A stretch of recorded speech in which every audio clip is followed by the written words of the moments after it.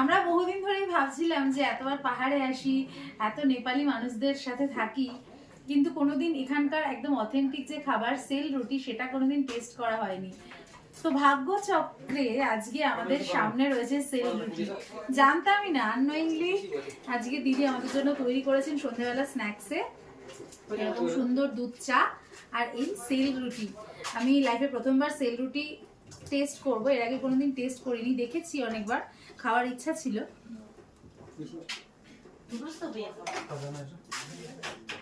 চালের গুঁড়ো দেওয়া, সুজি দেওয়া আর একটু হালকা মিষ্টি দেওয়া, খানিকটা আমাদের ওই মালপোয়ার একটু শক্ত ভার্জন এরকম বলতে পারি, তবে বেশ সুন্দর। চায়ের সাথে স্ন্যাক্সের জন্য বেশ ভালো।